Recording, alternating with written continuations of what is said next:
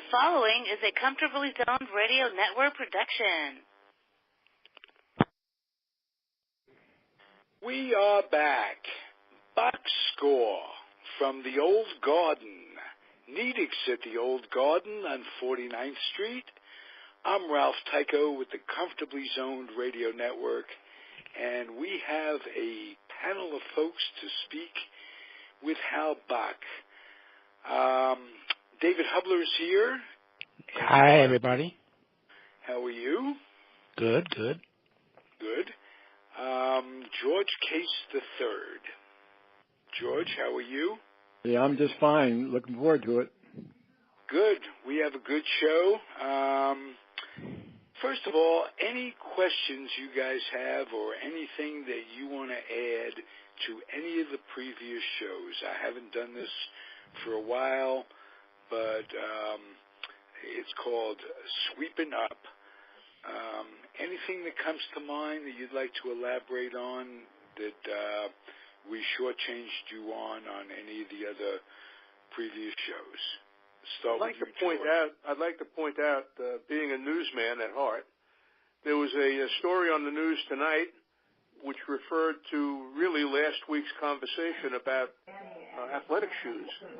Apparently, they busted a ring here in New York that had over 300,000 Nike knockoff shoes, Michael Jordan shoes, that sell for $190 a pair.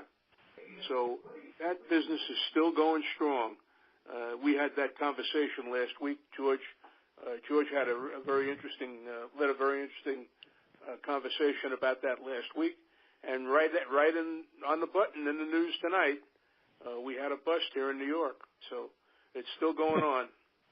Hey, you know what, Hal and David and Ralph, it is still going on, and there was another, burst of news last night. I don't know whether you guys saw it. University of North Carolina suspended 13 of their football players for selling shoes, selling their team shoes. No, I didn't see that. So it goes, Hal and David and Ralph, it goes on and on. And, this really ties in with Hal's column that we can talk about in a little while. I've been very, very pleased and able to talk to you guys about a lot of stuff that went on in the business, both the sporting goods, athletic footwear, coaches, all that kind of stuff, because I was so involved in it. But, this is another episode that goes on, and Hal certainly has some insight on it and wrote about it, and we can discuss it in a little while. I think it'd be very interesting. Beautiful. How's your column going? What can we talk about from that, Hal Bock? Well, this week, let me ask you like I do. What's the score, Hal? I like when you do that. Right. You got that New York accent, Hal. He really does, doesn't he? This week I wrote about Urban Meyer, one of the most beloved coaches in college football. And he's now on leave at Ohio State University, or as they like to call it, the Ohio State University, because he neglected to report in a timely manner some misdeeds by one of his assistant coaches, a guy named Zach Smith. And it's just the latest example. I thought the point that I made in the column was head coaches, when they claim, I didn't know, I never knew anything about that. That's so much baloney. Head coaches know everything that goes on in their program, top to bottom.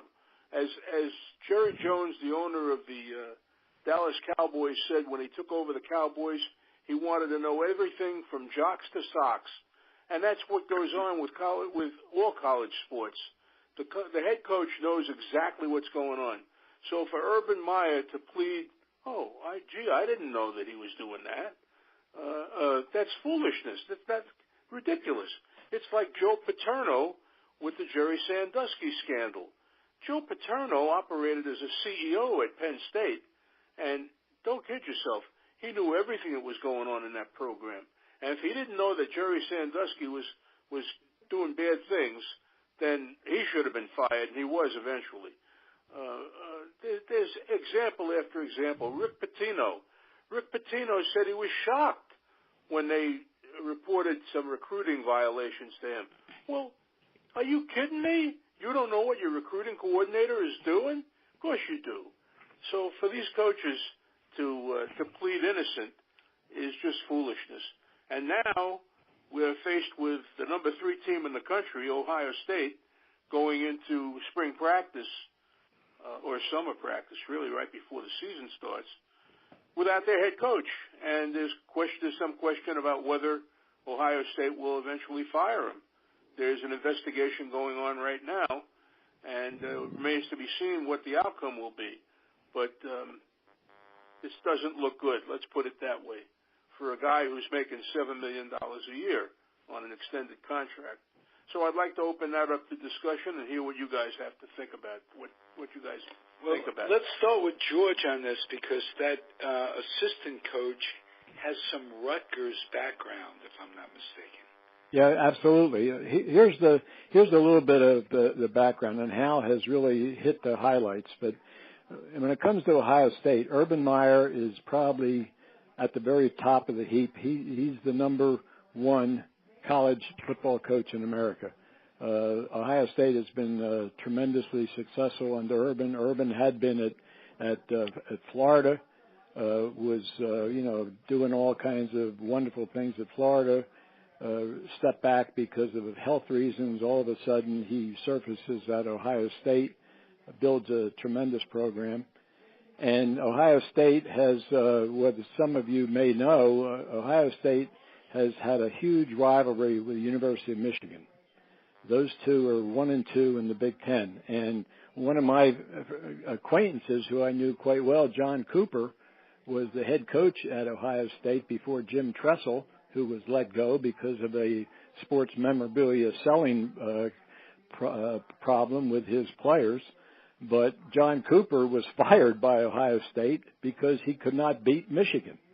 So, they can go 9-0, 10-0, but if they lose the last game of the season to Michigan, their yes. success is a failure. So that's the background. Now, Greg Schiano, who had been the head football coach at Rutgers, then went to the Tampa Bay Buccaneers, was hired by Urban Meyer to be his associate head coach, and this happened 2 years ago. A year ago, Schiano was recruited by University of Tennessee, and they were going to hire him as head football coach, except that the fan base and the alumni were up in arms because of Schiano's association at one point with Paterno and all that went on up at Penn State because of Sandusky, because Schiano had been an assistant up at Penn State as well. So Tennessee pulled the offer, turned him down, and Schiano wound up back at Ohio State. Now, with Urban Meyer on the shelf, and who knows what's going to happen with that, Schiano has an opportunity, although I don't think it's going to happen, but he does have an opportunity as associate head football coach at Ohio State to get the job. If Urban Meyer, by the way, is fired, his buyout in his contract is $37.5 million.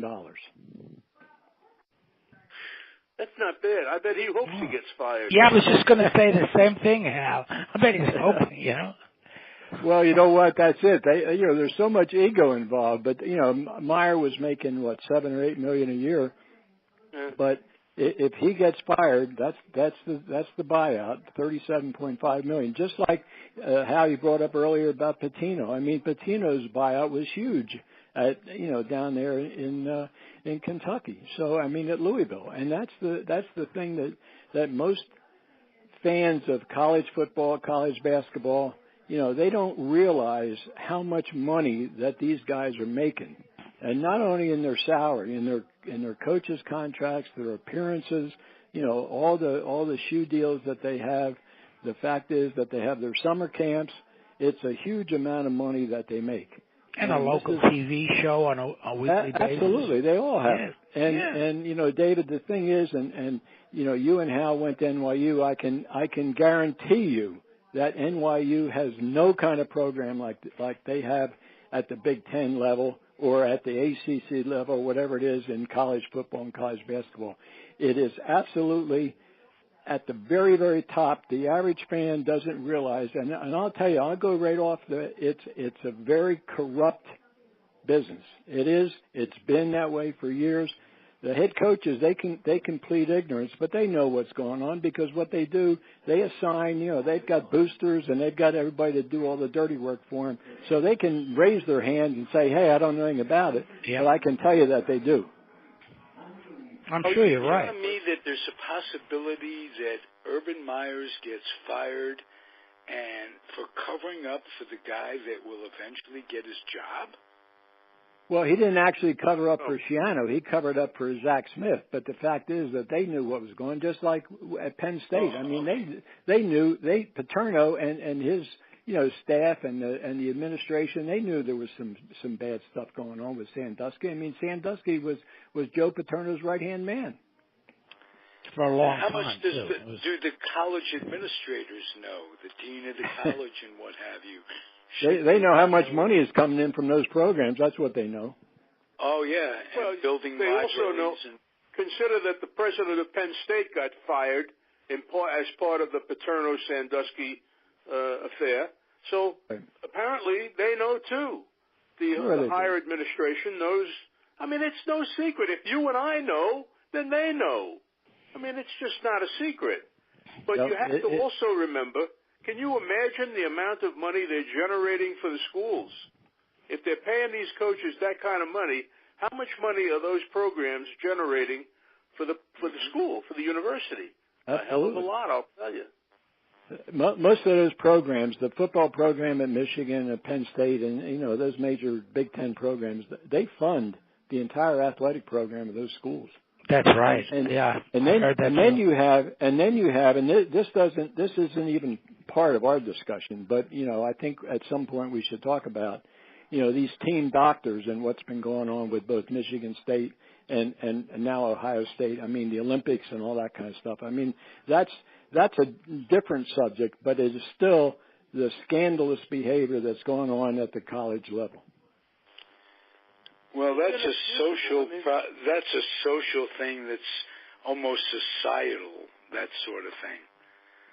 Well, it is, Ralph, except that you've got those high profiles. I mean, you're talking Michigan State, the Olympics, and all these young girls who said they were abused, and now you've got the wrestling coach at Ohio State, and I think the name came out that some of the wrestlers are accusing him of abuse. So I mean, there's stuff that certainly is going on. It's not savory. It's not good. Hopefully it's going to end with that. But the whole college program, both in basketball and football, stuff is done. It's covered up. It's been covered up for years, and now it's starting to come out a little bit. I think the scab is going to come off in the college football season because that investigation, recruiting violations, that investigation is continuing. And I just think that sooner or later that scab is going to come off, and a lot of heads are going to roll. Okay. Well, I happen to think you're right, Hal. I think it's going to happen, whether it be basketball, football, whatever, but the whole landscape is going to change because, now you've got the FBI involved in this whole thing with Adidas and Louisville and shoes, and now you got University of North Carolina selling the kids being suspended for selling shoes. And 2 years ago, I bring up North Carolina again, they were put on probation or investigated because the fact that professors and other students were taking tests for the football players. And they were allowed to walk. They were right. They won a national championship while they were under investigation. And ultimately the NCAA said, well, it's no big deal, and they walked. And they didn't get any penalty. And they got a slap outrageous. on the wrist. Right. Yep. It's called money. It's called money. There's so much money that's being poured into the NCAA coffers by those programs. I've said it before. NYU. The fact that the NCAA a few years ago they put, of all places, Brown University on probation for legislation. Brown University, for crying out loud. Well, that was an effort to show that they're on top of things. They're right. The NCAA. Right. The NCAA is afraid of these big programs, and in fact, in some ways, it's complicit with what's going on because they don't do very much. Yep. You're right, David. They don't. They don't do police. They can do the PR, and you can see all these commercials about all these kids that. Oh yeah, well you know what? 99% of the kids that are college students, athletes, they don't play professional. But what about the 1% that do? And how do you think that they got there through 4 years of college, and some of them will never come out with a degree?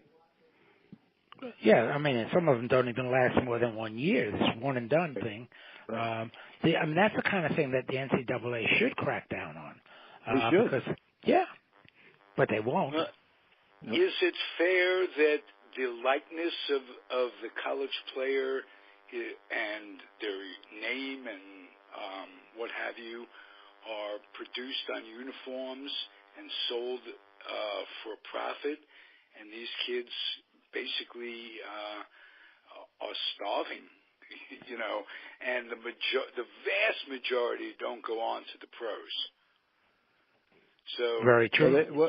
Well, they don't, and you know what? The fact is that the NCAA at some point they might, at the top 10 or top 20 level, I don't know, with the student athletes that are playing in these programs, they might put a stipend or they might put money in there to keep it from being under the table. But I can tell you some of these kids are doing extremely well. And the boosters, they're giving them cars and they're giving them meals and they're giving them trips. I mean, this has been going on for years and years and years. And the average student athlete at a major school, does not benefit because he has to abide by the rules and so forth. But I can tell you at the very top, those rules are bent or those rules are being pushed under the table so you don't even see them. But these kids are doing extremely well. There's no event in the sports year that is more compelling and more exciting, as far as I'm concerned, than the March Madness and the NCAA tournament and the Final Four. Right. It's a compelling event, and it generates tons of money for a lot of people, for a lot of schools and for the TV networks and on and on. But ultimately, it's going to have the legs cut out from under it if this sort of thing continues. I mean, you can't, the fish rots from the head up, or head down rather. You can't go on like this. They've got to clean up these programs and make it a clean sport. I don't know how. I'm not a magician, but there's got to be a way to straighten all of this out because it can't go on this way. It really can't. I'm with you, Hal. I don't know what the answer is.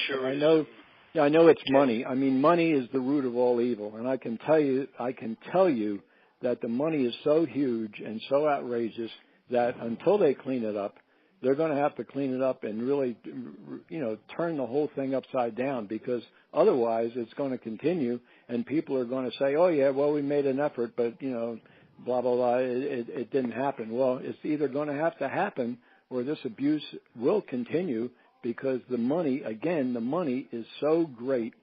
It is just astounding, and the average person doesn't realize how much money is involved in this. Well, why don't they call it semi-pro or club teams,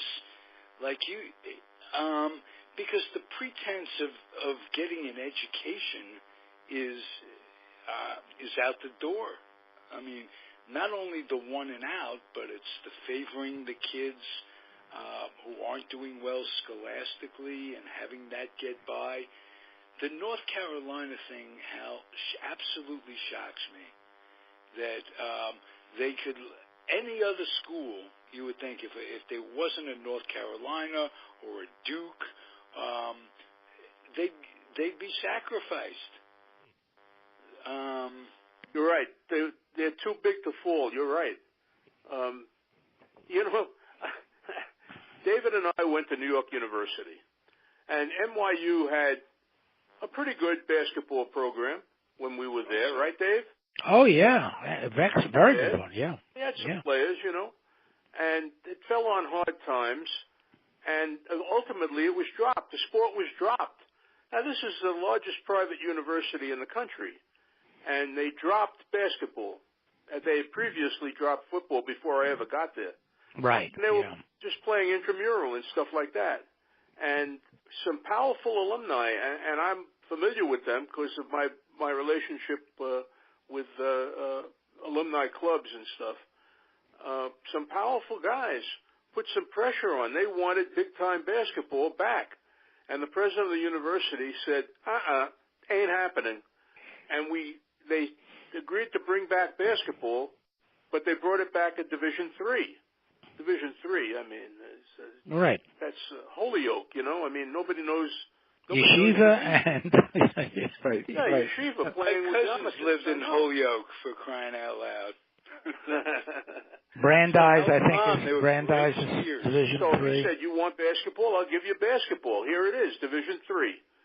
And that's what they have. But there's no scandals.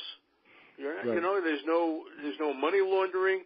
There's no scholarships. There's no recruitment. There's no anything. If you go to NYU to play basketball, you're going to be a student first and a basketball player second. And you can't even find the scores. I every once in a while I look for the basketball scores just to see, and they list 100 schools, all the way across the country, and you won't find the NYU scores up in the New York Times at all.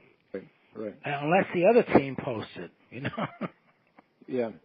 May I ask Hal and David, was there ever a hint of scandal back in the days, the Long Island University scandal? Oh, of course. Hal, you want to fill them in? No, you fill them in. I heard you talk about Ray Paprocki. Yeah, Ray Paprocki, star number one. The Yankees. NYU had a really fine basketball team in the early 60s. And Barry Kramer, Happy Hairston, Satch Sanders was there was finishing out his college career, and they did a real recruiting job. They had a guy from Martins Ferry, Ohio, who played 1 year and was very good, but apparently he couldn't stand the number of minorities on the team, and they got Hairston from North Carolina. It was the first time I could recall that they actually went out and they really recruited players from all over. And they went into, and they were playing Thursday night in the Garden and playing a national schedule. And they went to the NCAA. Anyway, make a long story short, when that 1960s scandal broke, the one you were referring to, Ralph, NYU was caught up in it. This fellow, and here's an interesting aspect of this. Ray Paprocki was a really good ball player, a pretty big star with the club, and he was a leading backcourt man, and he took money to shave points.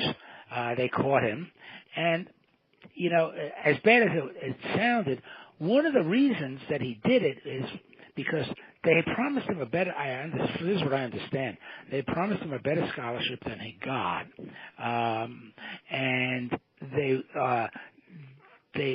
he was working as the janitor in the apartment building he lived in. He was married, I think he had one child or two, I don't recall, and he just couldn't make it. And they were not giving him any money, to be on the basketball team, like other schools, and it was before all of this, the sale of shirts and all this paraphernalia. So he wound up taking the money, and go ahead. Go ahead. No, you go ahead, David. Finish up. No, I was just going to say, and they caught him, and he was one of the guys that was thrown out of school. I don't know what had happened to him, but his name, like he Hal wound up being a fireman. Did he? Became a fireman. Huh. Oh. He was a sort of tough. Yeah, he had an edge to him. He was kind of Yes, he did. He was a couple of years older than the other guys, and it seemed like he'd been around the block a couple of times, but he was a really fine ball handler and basketball player. He had an uncle. Is this before Ernst or after Ernst? Tom Paprocki was a cartoonist who worked at the world's largest news gathering agency, the Associated Press. And he signed his cartoons PAP, sports cartoons, and he was very famous. How do I know this? Because he was in my book about Willard Mullen a couple of years ago. Yeah, that's just a little side note to Ray Paprocki. His uncle was a sports cartoonist and a famous one. But also, the scandal in 1950 when CCNY was a double champion, the only time in the history of college basketball that the same school won the NIT and the NCAA. And they were fixing games left and right. And, of course, that scandal blew up in 1950-51. And there were schools all over the country that were involved, implicated. LIU here in New York got a real rap on the knuckles from that, and they never really recovered from that scandal. LIU, I mean, they still play basketball, but and they're in Division I, but they've never become any kind of a powerful team. But the one I wanted to point out, when this scandal broke, the great Adolph Rupp, who was the coach at Kentucky, he was outraged, and he said, these gamblers, they can't touch my kids with a 10-foot pole. And you know what? They did, because Alex Grosser was involved and Ralph Beard was involved, all Kentucky players. So Rupp didn't know what he didn't know. And so it was all over the country. Bradley was involved. I remember Bradley was involved. Teams from all over the country, because the name of this show is Nedick's at the Old Garden.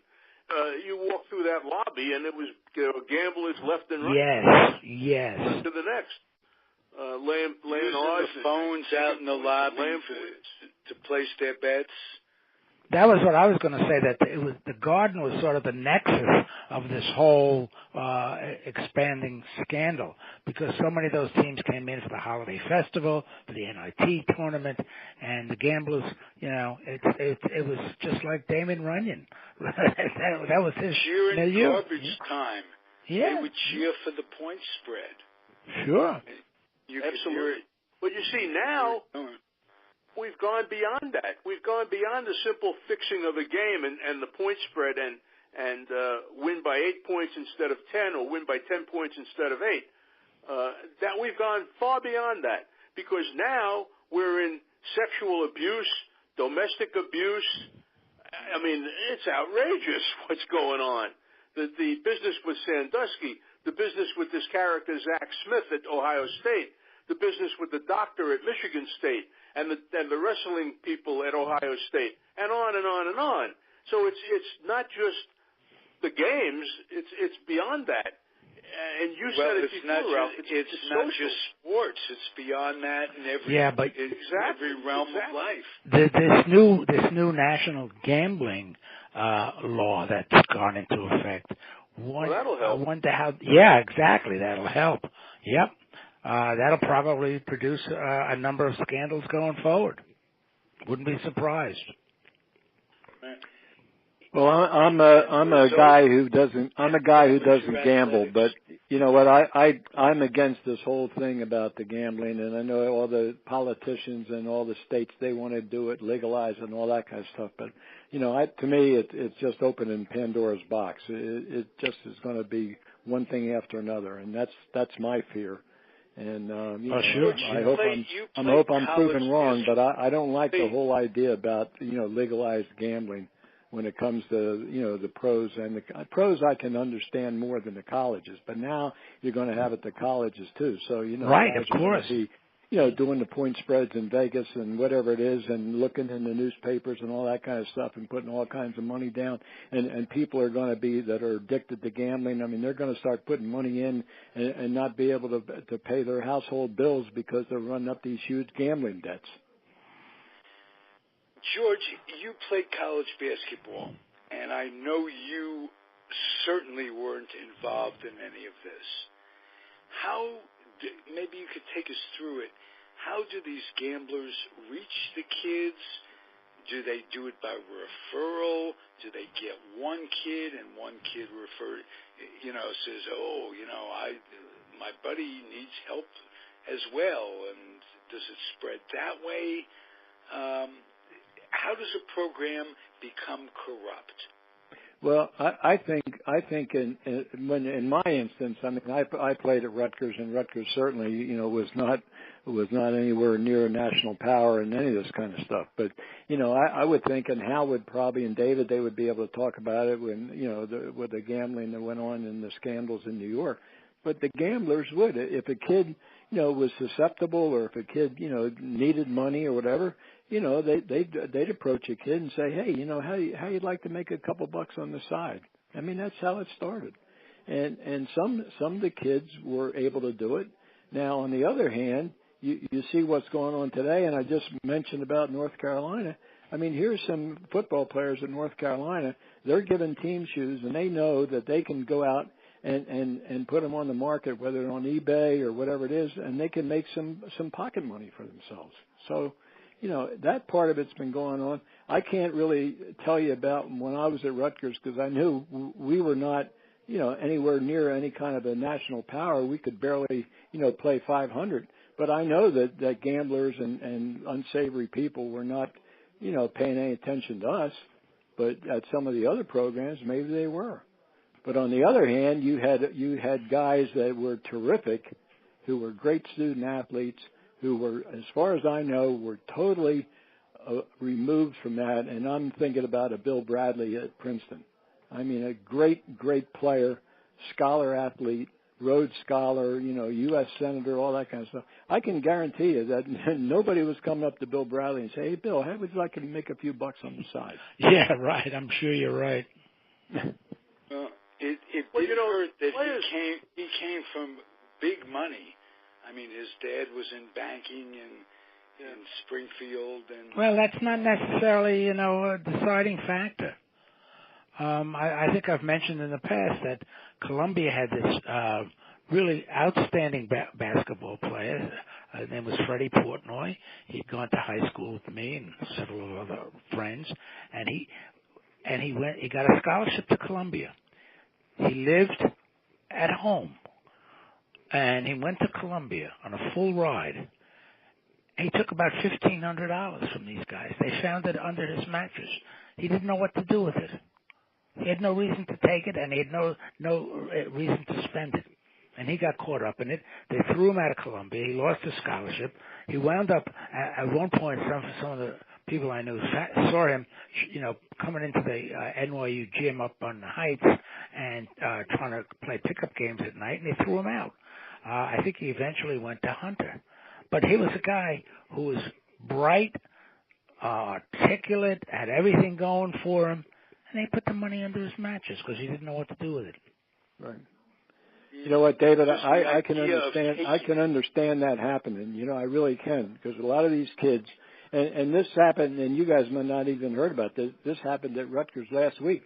They threw 6 Rutgers football young kids, freshmen, sophomores, threw them off the team because they stole credit cards. Oh, they were using credit cards.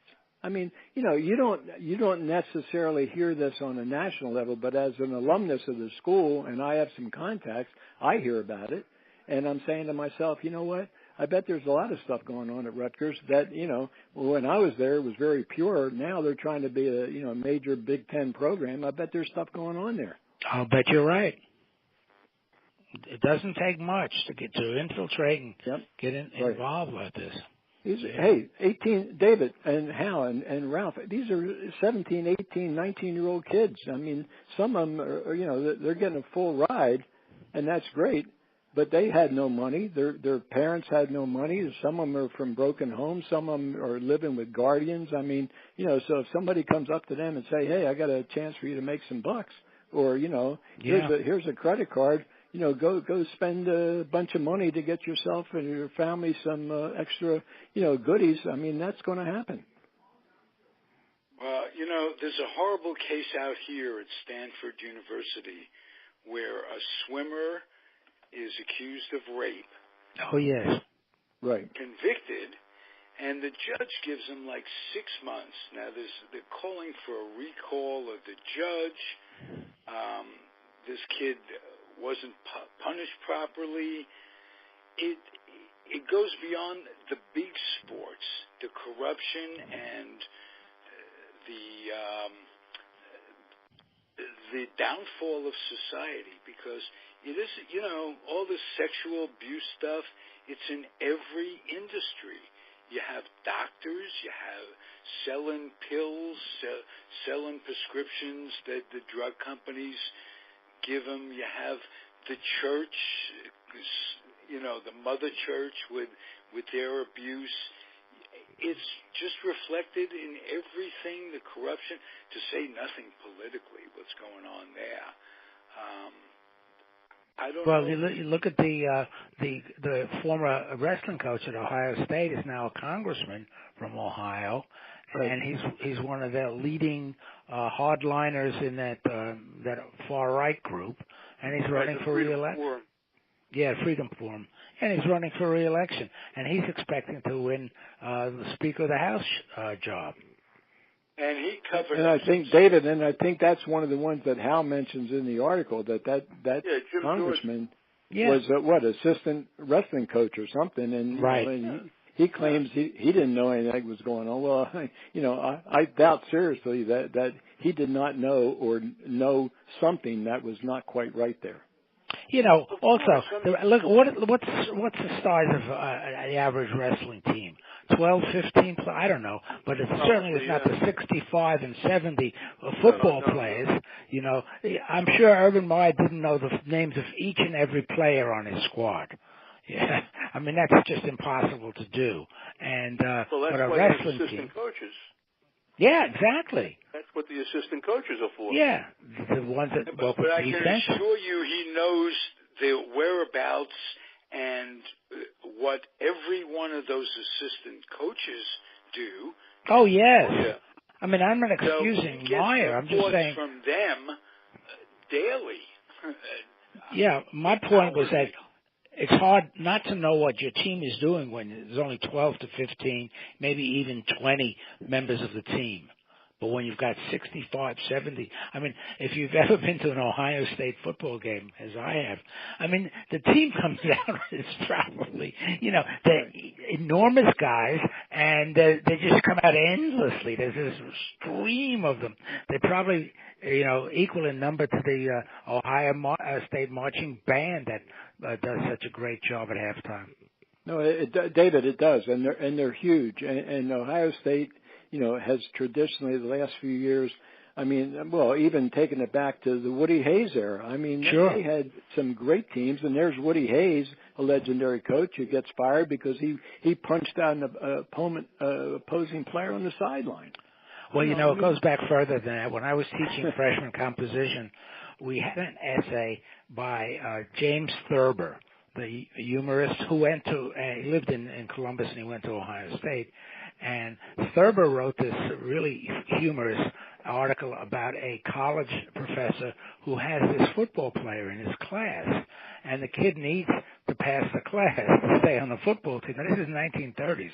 And the professor asked him this question, and the answer is railroad. And he can't answer the question. He's so dumb that he can't, even when the professor goes, well, it's sort of like choo, choo, choo, choo. I mean, he wrote it, of course, as a satire, but there's an element of truth there. Back in the 30s, these schools were taking on guys who were much more brawn than brain. Right. I always get a kick out of that essay. Right. Yeah, there are a few books written in the 70s, if I'm not mistaken. One of them was called Meat on the Hoof about the Alabama program, and I think it was Gary Shaw that wrote it. And another one was written by a linebacker named McClendon from Cal, and they really cut through the underbelly of the recruiting process, of how some of these kids are, and it's true in basketball as well, you know, they recruit 12 guys to be the starting point guard. They promise to, or whatever, I'm exaggerating. So the kid gets to the program hoping that it's going to be a waylay for him to be in the pros, and all of a sudden he's stuck behind 2 or 3 other point guards that were promised the same thing. So where all of this comes from, it comes from the top, the people that decide on how these kids are going to be abused. You really can't blame the kid because the money is there. The kid isn't old enough he's been pampered all his life. He's not old enough to know right from wrong sometimes. Sadly, just given the way kids with that kind of ability are coddled all through junior high school. You know, the prep schools to go to high school, that sort of thing. And look now, you know, their 5th year eligibility, which was unheard of when Hal and you finish your 4th year, that was it. You weren't eligible for varsity sports anymore. And no, they call it a red shirt now, David. You know. Well, the red shirts is what they do during the first couple of years. But what they do, they're recruiting a kid, and so they say, you know, at preseason or whatever when they're working out, and they say to the kid, okay, you know, we're gonna declare you as a red shirt, so you're gonna have, you know, you don't play your freshman year, but you start as what they call a red shirt freshman, which would be your sophomore year. So then you've got, you know, 4 years to play. But I've heard them announce 5th year players, and I even heard one player introduced. He was in graduate school. Yeah. I mean, they do some of that today. What they do on the transfers, if a kid has completed his college career and he still has one eligibility year left, he can be a graduate student as what they call a graduate transfer, and he can play that 5th year. I mean, that's a little ridiculous, isn't it? No, it is, but you know, it's a fact, and that's what they're doing now. Because they used to go. A lot of the major college programs, both in basketball and football, they used to go what they call the JUCO route, the junior college route. You know, a kid would be playing junior college, they'd go and recruit him, and he'd play like 1 year at the college level. But now they're going after the transfers because the kids are older, and, you know, some of them, like you said, have already graduated, if they have, which is wonderful, but some of them are going to be able to pursue their master's degree or whatever and still be eligible to play, you know, intercollegiate sports. Yeah. You know what this all comes down to? The system is corrupting the system. Yep. I think that's what it's all about. No, I remember in the Paparocki case, because he was a couple of years older than the 18, 19-year-old guys on the squad, there was some complaints. Well, you know, he's too old to be playing with these kids. They shouldn't make him eligible to play with them. Nothing happened, of course, because he was enrolled as a student and he, you know, legitimately could play. But the 5th year and graduate school, I think it's absurd. Yep. The same thing, I'll bet. Good enough to have gone to the pros? Good question. In that day, yes, I think he might have been. I don't think he would have made it in today's game because he was a slick ball handler. And he was only, what was he, about 6'1", 6'2", something around there. He wasn't all that big, but he was a very good ball handler. And he might have made it in that era of the 60s, the Bob Cousy era, you know, when dribbling was important. And the other thing I would love to see them return, if they return to the idea that freshman ineligibility, that they have to play freshman ball. I wonder how many of these guys would sign on to college. You know, because that's what they do. They're signing up for 1 year so that they can make it into pros. Right. But if your first year is on a freshman squad, you're not getting the attention, and you're certainly not getting the pro offers. Or you know, it's one way of sort of maybe modulating this meat grinder effect of trying to get all these guys, you know, into the pros. Well, you know what, David, I want to make a comment about that. When I was playing, and in an era that I played in probably through the mid-'60s, maybe into the '70s, the NCAA did have that freshman eligibility rule. You could not play varsity sports as a freshman. And you played freshman basketball, that's what I did. And then all of a sudden you get to be a sophomore, and now you're really fighting against some kids that are, seniors or whatever. You're 2-3 years, behind them, but you're still trying to make a team, and you're going to do as best you can. But the way it is now, and we've talked about it before, a kid's recruited as a freshman, he can play 1 year, and then if he's good enough, he's going to get drafted. He's going to put himself up for the draft. Well, he'll put himself up for the draft. He may not get drafted. May not make it. Yeah, well, but that's that's the appeal to say, hey, declare. Absolutely. Now, if a kid declares for the draft though, and he hires an agent and that kind of stuff, then he's lost his collegiate eligibility. Right. So then he winds up, if he's not that good. That's why you got a lot of these American players now that are playing over in Europe, because European basketball, it's much better than it was, but it's certainly not at the NBA level. No, nor is that it's not, development league. Salaries are terrific. Well, they do. They've got some great programs over there because they employ these kids, by the sponsor or whatever. They're working for the team, and they're making very good money in Europe. And a lot of them will opt to do that, and they wind up, staying over there because, they found that being in Europe is a terrific life for an athlete. Look, at a different level, but look at these World Cup soccer players. My God, they're millionaires.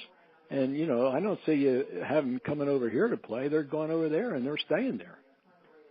And the NBA came up with this concept of a developmental league, D-League. Right. And that D-League, which is now, by the way, sponsored by Gatorade, and it's now called the G-League instead of the D-League. That's another story. But they compete with colleges. Syracuse's number one recruit, the kid who they really wanted and they really had him signed, he decided, no, I'm going to go play in the G-League where they'll pay me $30,000 a year to play basketball until, for the 1 year or so, until I can go to the NBA. So there's a competition going on with the colleges for these standout players who are looking to make a few bucks, as soon as they can. Which forces Hal, let me ask you something. Is that G League? Because I'm not really following it. Is that like the pro summer league that they're doing now, or is that something totally different? I see these guys that are playing for the Philadelphia 76ers in their summer program. Now, the summer league is sponsored by the NBA teams. Oh, it is? Okay. To develop their draft choices.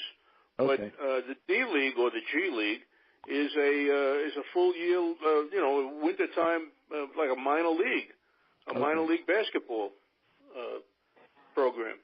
And where do they play their games? They play in arenas, the one here college in New York arenas? plays in Westchester County Center, which is on the outskirts of the city. So I don't know where they all play, and there's not a lot of them. There's maybe 8 teams, maybe 12 teams, I guess. I don't know. But they're there, and they're playing. From local athletes, so there's like an identification with these kids that come out of high schools. No. These are kids who are graduating from college or leaving college, declaring for the pros, don't get drafted, they're free agents, and they hook up with one of these D-League or G-League teams and hope that they can make an impression and have an NBA team take a chance on them.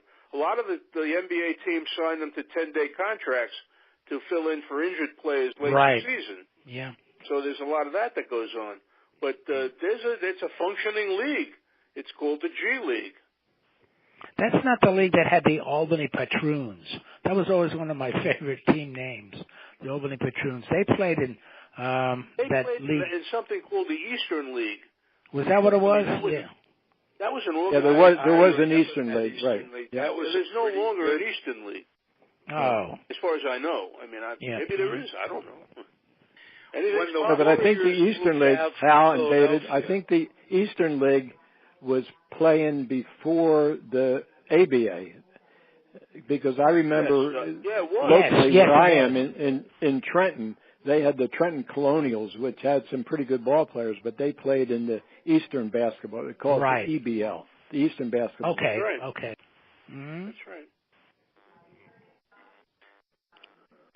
So when you guys come up with an answer to cleaning up all the programs, let me know, will you? Yeah, okay. Okay. May I ask you guys individually whether or not all this will lead to the end of amateur athletics as we know it? Will it become semi-pro? I think it has already. Yeah, but I mean, it has under the table already. But will it ever just be officially semi-pro and, stop the pretense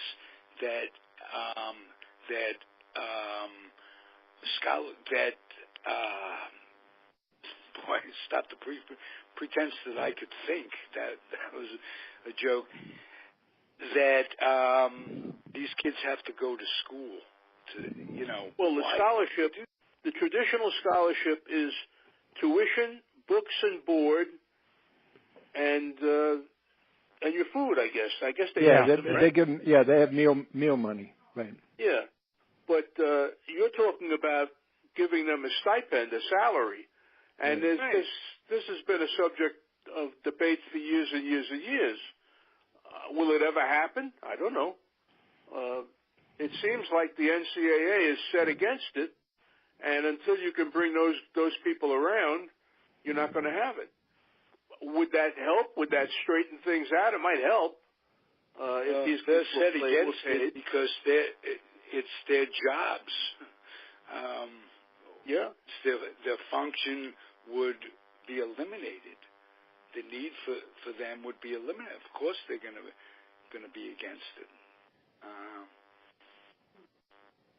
I want to put my 2 cents in here. I think at the Division II, Division III level, there's no problem. I think that remains where it is. I would say, my opinion, is if you look at the top 20, top 30, whatever you cut off, those kids are probably at some point, if they're not already getting it under the table, they're going to be given a stipend by the NCAA or something. They're going to be a semi-pro athlete because they're being recruited for that. Now, maybe the deal is, hey, we're going to pay you that, whatever it is. If you leave school, that money's gone. I mean, you have to stay in school, get your education, graduate. If you want to put in there, you got to graduate with a degree. You got to put something in there that's going to be the hook that's going to get them to stay. That's my personal opinion. But I think if you take a basketball program or football program that's down below a certain level, and certainly at the Division II and Division III and junior colleges and that kind of stuff, you don't have to pay those kids. But at the top level, maybe now the kids are going to be paid because right now they're getting money under the table anyhow, and they're driving around in fancy cars. I mean, I've seen when I was in it, I saw kids driving around in big, Mercedes and all that kind of stuff. A so-called college student with a Mercedes. Now, you can't tell me that the parents are giving him that kind of money or that kind of car. He's getting it from a local dealer. Mm-hmm. Well, I go back to Louis Alcindor. When he goes to UCLA, they gave him a part-time job to justify, his scholarship. Right. His part-time job was making sure that the water sprinklers worked. They were automatic. He didn't even have to turn them on. And in essence, no job whatsoever. Right. Well, maybe you have to walk through the sprinklers to see if they're working. Yeah, right. With a raincoat on. I know there are so many gimmicks. You know what you were just saying about giving them funds. I was thinking, in some cases, the idea might be to set up a fund interest rates that accrue. So over 4 years, if the kid stays 4 years, not only does he probably get a degree, but he has a little nest egg to go on, and just in case he doesn't make it into the pros or something to tide him over while he's in the G League. That might be one way to sort of ease the situation. I don't say it would completely solve it, because there'll always be greed and there'll always be gamblers and there'll always be innocent kids ready to take the money when they see it. But something along those lines would certainly be beneficial to the kids. David, I think that's a nice solution. I hope something like that could happen. But with a lot of these major programs now, if a kid gets hurt while he's an undergraduate or he's bringing in money for the team or whatever, the school, they pull, a lot of the schools will pull the scholarship. Yep. Which is really a very sad indictment on the whole system, because there you're talking about a kid through no fault of his own, he suffers an injury, and all of a sudden he goes from being a college student on a full ride to now all of a sudden he's in Never Land, and he's got to come up with the money. Now some of the schools will honor will honor that scholarship, but a lot of them don't. And like Ralph and you guys were talking earlier, I mean, when they're recruiting a kid, they might recruit 10 kids to be a point guard, or they might recruit 10 kids to be a running back. But that's the fact of life. These schools are in what they call an arms race. They have to stay at that level. And the way they do it is they bring in as many 5-star, 4-star recruits as they can, and then they weed them out and see, if the kids guys can make it. But on the other hand, some of these coaches now are looking and say, geez, I can go after this kid. He might be great. He's going to play for me 1 year, and then he's gone. Well, they build that in, too. And he might take the kid simply to keep him from going to the rival school. That's right. That happens too. That's what that whole Adidas crazy thing with Louisville. I mean, to pay a kid's family X amount of dollars to make sure that kid goes to a school that wears the shoes of that athletic shoe company. But when a coach gets fired for something like this, isn't there a trickle-down effect in the coaching community where they say, hey, this stuff, it's not like it used to be. Look what's happening. Is it cleaning up the program? Is it making a dent in cleaning up the program? Ralph, I would hope that it would be. But, I'll tell you a fact of life. I think what happens is somebody gets the axe. All of a sudden the coaches say, hey, man, there's an opportunity for me. You got it. That's right. Yeah. Send my resume. That's it.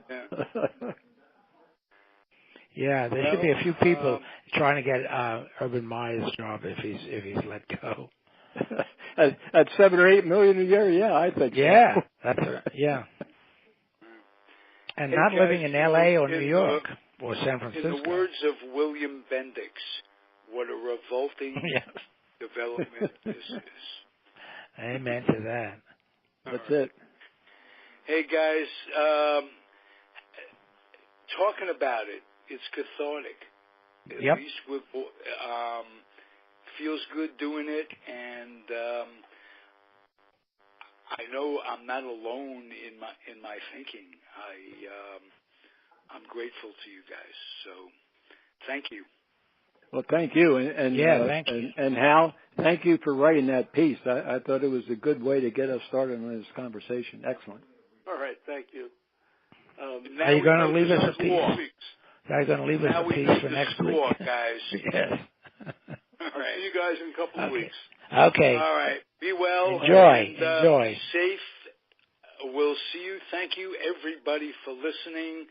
It's Comfortably Zoned Radio Network. We're out of here. Thank you, guys. Bye-bye, everybody.